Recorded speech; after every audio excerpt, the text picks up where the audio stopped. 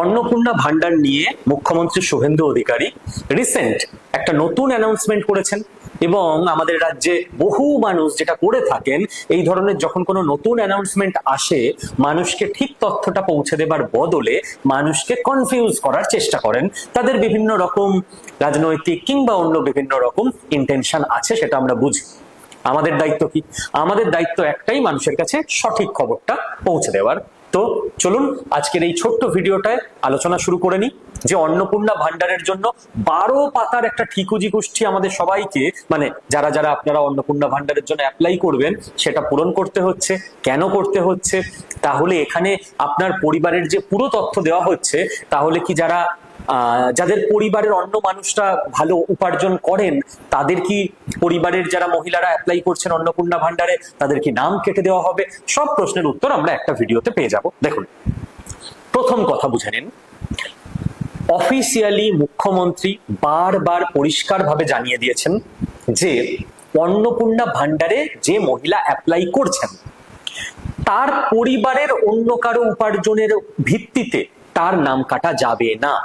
তো প্রথমেই আমরা ক্লিয়ার করে নিই, আপনি যদি ভারতীয় হন, আপনার যদি বয়স 25 থেকে 60 বছর হয়, আপনি যদি মহিলা হন, এটা কেন বললাম পরে আসছি, তাহলে আপনি অন্নপূর্ণা ভান্ডারের জন্য এলিজিবল হবেন যদি আপনি কোনো সেন্ট্রাল বা স্টেট গভর্নমেন্টের চাকরি না করেন, কিংবা সেন্ট্রাল বা স্টেট গভর্নমেন্টের পেনশন না পান, কিংবা আপনি যদি এমন প্রাইভেট চাকরি করেন যে ট্যাক্সের আওতায় আসে আপনার ইনকাম, মানে বছরে 12 লাখ টাকার উপরে, কিংবা আপনি এত বড় বিজনেস করেন যে আপনি ইনকাম ট্যাক্সের আওতায় চলে আসেন, তাহলে পাবেন না। না হলে আপনি ব্যবসা করলেও পাবেন, আপনার যদি ট্যাক্সেবল বিজনেসের ইনকাম না হয়, আপনি প্রাইভেটে চাকরি করলেও পাবেন, আপনার যদি ট্যাক্সেবল স্যালারি না হয়, এবং আপনার পরিবারে যে যত বড় লোক ইচ্ছা হোক, আপনার স্বামীর কোটি টাকার বিজনেস থাকুক, আপনার ছেলে কোটি টাকার চাকরি করুক, আপনার বাবা লাখ টাকা মাইনে পাক, বড় সরকারি কর্মী হোক, কোনো অসুবিধা নেই।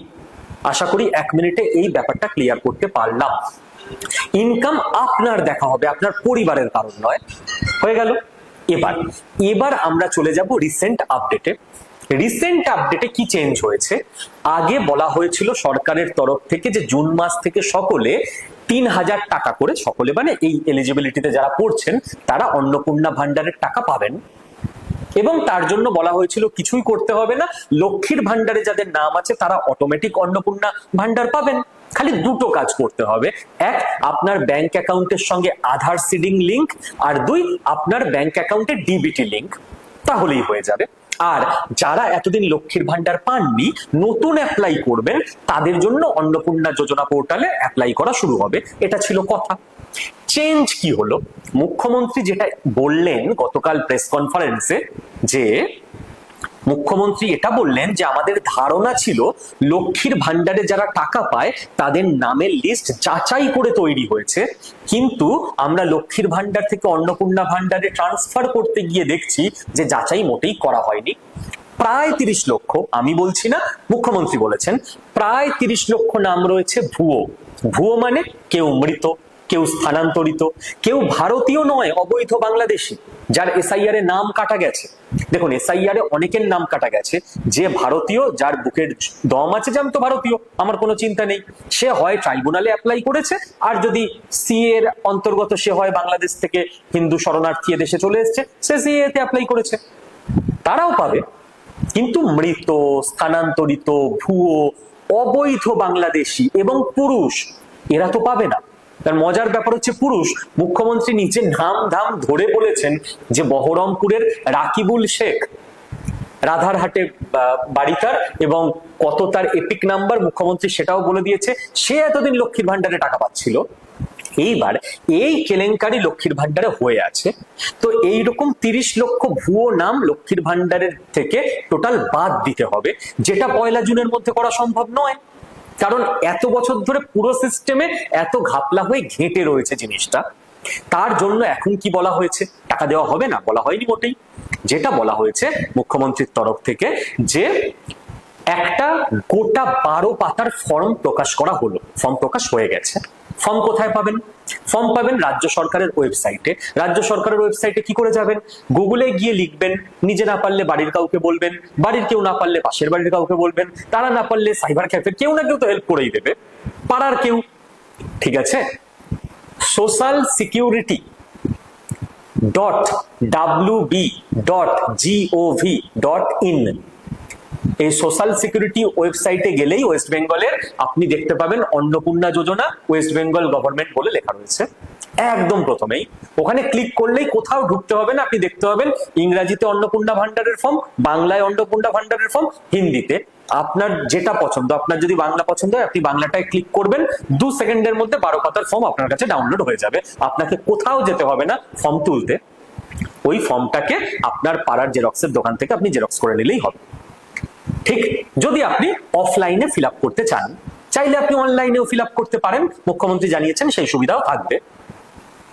এইবার এই যে 12 পাতার ফর্ম, এই ফর্মটা তো ফিল আপ করতে টাইম লাগবে, সবাই তাড়াহুড়ো করে তড়িঘড়ি রাতারাতি আজকেই ফিল করতে হবে এমনটা নয়।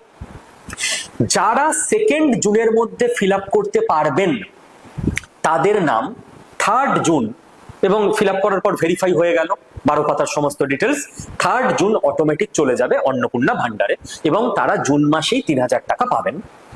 যাদের হলো না 2 জুনের মধ্যে, তারা লক্ষ্মীর ভান্ডার অনুযায়ী 1500 টাকা পেয়ে যাবেন জুন মাসে, টাকা পাবেন না এমনটা হবে না।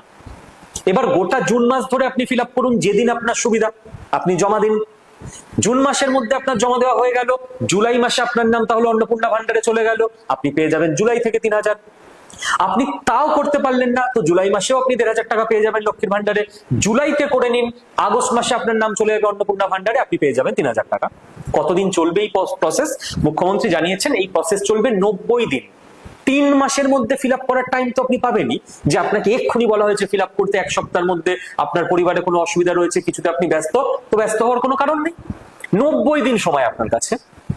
এবং এবং মুখ্যমন্ত্রী যেটা জানিয়েছেন যে আপনার ওখানকার যিনি পঞ্চায়েতের লোক আছেন, বিডিও যারা আছেন, বিধায়ক যারা আছেন, যারা সরকারি আধিকারিক আছেন, এই সমস্ত মানুষজন যারা জনপ্রতিনিধি আছেন, তারা হেল্প করবেন এই কাজে।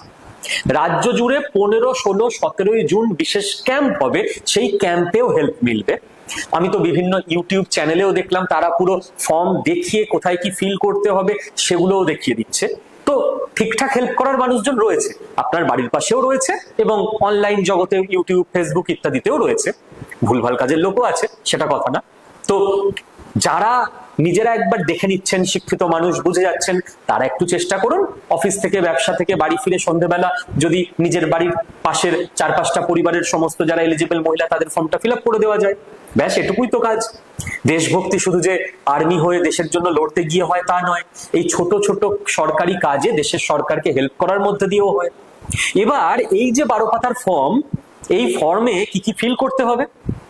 এই ফর্মে একটা পরিবারের একটা ফর্ম, পরিবারের হেডের নাম থেকে শুরু করে পরিবারের সমস্ত সদস্যের নাম, তাদের শিক্ষাগত যোগ্যতা, কে কি চাকরি করে, কার কত ইনকাম, কে কি ব্যবসা করে, কেউ ট্যাক্স দেয় কিনা, জন্ম তারিখ, কেউ সরকারি অফিসার আছে কিনা, আপনার বাড়িতে কারোর 4 চাকা গাড়ি আছে কিনা, আপনার বাড়িতে সিমেন্টের দেওয়াল এবং ছাদওয়ালা 3টের বেশি ঘর আছে কিনা, আপনার পরিবারের সমস্ত সদস্যের টোটাল জমির পরিমাণ, এই সব কিছু।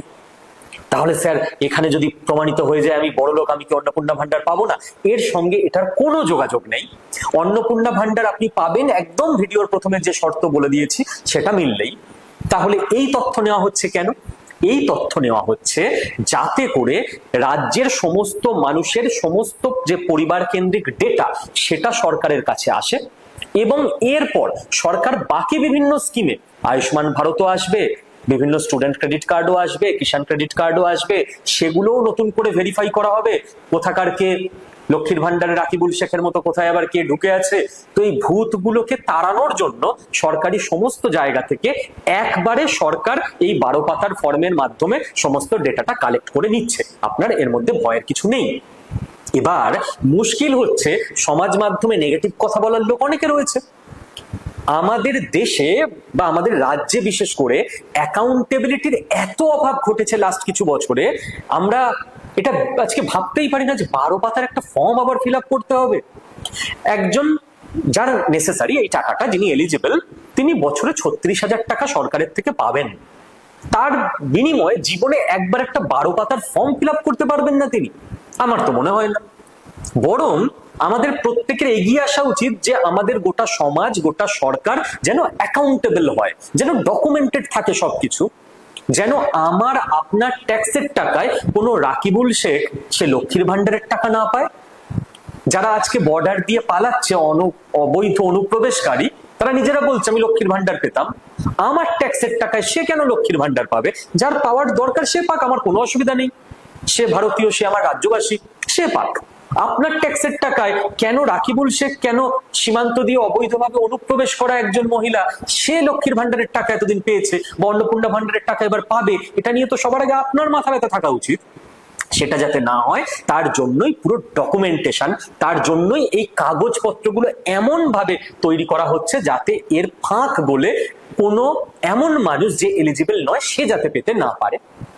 আশা করি এই পুরো ব্যাপারটা আপনাদেরকে বোঝাতে পেরেছি, আপনাদের মনে আর কোনো কনফিউশন নেই। এবার নিশ্চিন্তভাবে বাড়িতে যে ফোনের ব্যাপার ট্যাপার বোঝে, ইন্টারনেট বোঝে, তার সঙ্গে বসে socialsecurity.wb.gov.in এই ওয়েবসাইটে যান, 12 পাতার ফর্মটা নিন, ভালো করে পড়ুন। বিভিন্ন খবরের চ্যানেলেও ডিটেল দেখিয়ে দিয়েছে কোথায় কি ফিল করতে হবে। তাতে অসুবিধা হলে একটু পঞ্চায়েতের মেম্বারদের সঙ্গে কথা বলে নিন। এবং সরকার থেকে বলা হয়েছে যে পঞ্চায়েতের সুপারভাইজাররা বাড়ি বাড়ি গিয়ে হেল্পও করবে কেউ যদি ফর্ম ফিল আপ করতে না পারে তার জন্য। এবং কোনো রকম প্যানিক না করে নিজে করে নিন, অপরকে সাহায্য করুন, একবারেরই কষ্ট। এরপর বাকি প্রত্যেকটা মাস আপনি আপনার প্রাপ্য টাকা পেতেও থাকবেন এবং ভুয়ো কেউ পাবে না, এই নিশ্চয়তাটাও থাকবে। তো আমি রিকোয়েস্ট করব আপনাদের সকলের কাছে যে চারিদিকে কনফিউশন তৈরি করার জন্য তো বিভিন্ন পোস্ট ইত্যাদি ঘুরে বেড়াচ্ছে, তো আপনাদের কাছে অনুরোধ থাকবে এই ভিডিওটাকে এত পরিমাণে হোয়াটসঅ্যাপে, নিজের ফেসবুক ওয়ালে, আরাত্তাইতে, টেলিগ্রামে শেয়ার করুন যাতে করে মানুষের কাছে সঠিক খবরটা থাকে। এবং আপনারা আরো দুটো কাজ করতে পারেন, ফেসবুকে মুখ্যমন্ত্রী শুভেন্দু অধিকারীর প্রোফাইল এবং নারী ও শিশু কল্যাণ দপ্তরের মন্ত্রী অগ্নিমিত্রা পাল মহাশয়া তার প্রোফাইল, এই দুটো যে তাদের পেজ আছে সেই পেজ দুটো ফলো করে রাখতে পারেন। কারণ সেখান থেকেও আপনি অথেন্টিক খবর পাবেন, অথেন্টিক প্রেস ব্রিফিং পাবেন, ভুয়ো খবরে আপনাকে বিভ্রান্ত হতে হবে না। ভালো থাকবেন প্রত্যেকে।